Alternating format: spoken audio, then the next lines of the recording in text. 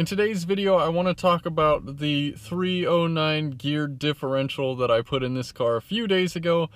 I've driven about 300 miles, and so although I haven't really been able to push the car since it's still technically in the break-in period, I'm still able to give you guys like a good first impression of it, which I will be doing.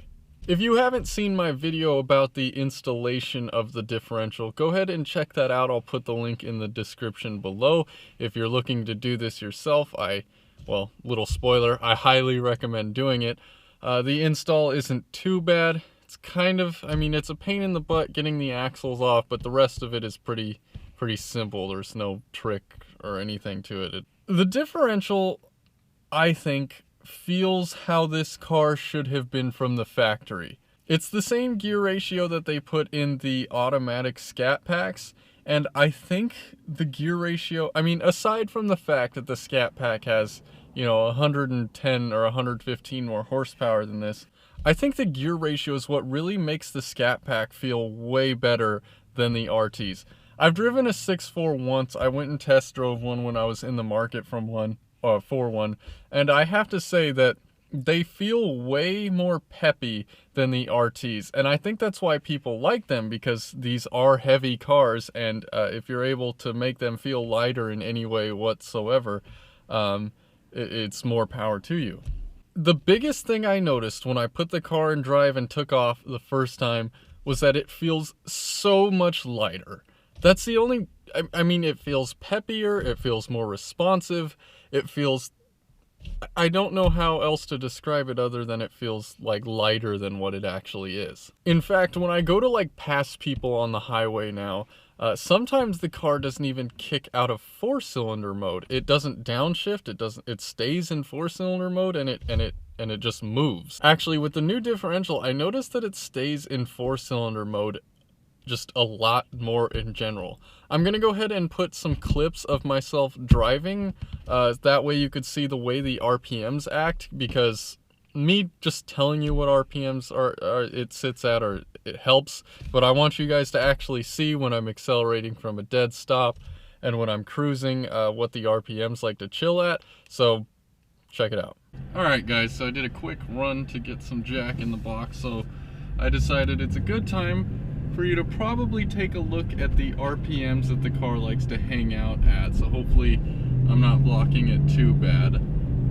Barely giving it any throttle, and as you can tell, it seems a lot peppier from a dead stop. The biggest difference I've seen is, I actually don't want to be behind this truck with a tree in the back, so we're gonna switch over again.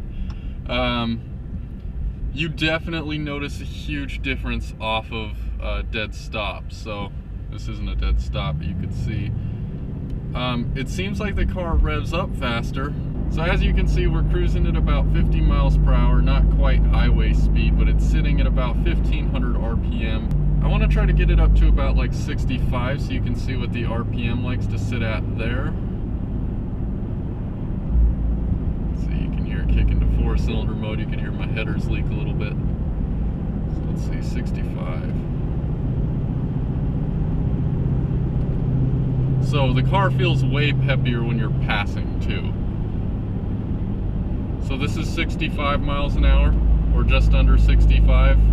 Goes into 4-cylinder mode and looks like it hangs out at about 1600 RPM. You can definitely tell a difference when you were cruising at about 75. The RPM sit at about 1750, or maybe even a little bit more. Yeah, there's definitely a difference there. So as you can see, the RPMs sit a little bit higher when you're cruising around highway speeds, which is to be expected because the drive shaft with 309 gears has to rotate more times to get a tire to spin than the 262s did. So no surprises there. I haven't really driven it long enough to see any gas mileage effects, so we'll see how that goes. I really kind of feel like freeway or highway mileage will go down a little bit, but city might actually go up. That's, I haven't tested it yet though, just speculation. So when I get more driving on it and I get a few hundred more miles on it, I'll be able to really report to you guys what it looks like. But so far it looks good. Looks like gas mileage actually went up, which is surprising. I'll have a video in the future on the performance gains from it. I don't expect anything too crazy, but it definitely probably helps the performance of the car, especially off the line. I have no way of measuring it just yet because I'm technically not supposed to push the car super hard until I hit 500 miles. I'm just shy of 300 right now, but I have to admit I did gas it once because I just couldn't help myself. And but you know, 200 more miles, which I should get in the next couple of weeks here, and I'll be able to more accurately report my findings to you guys. So that'll be cool. Remember to subscribe to check that out in the future. If this video helped you out at all and helped you decide whether or not you want to do a differential swap, please remember to click that like button below. Subscribe to my channel if you're new, and I'll see you guys next time. Peace out.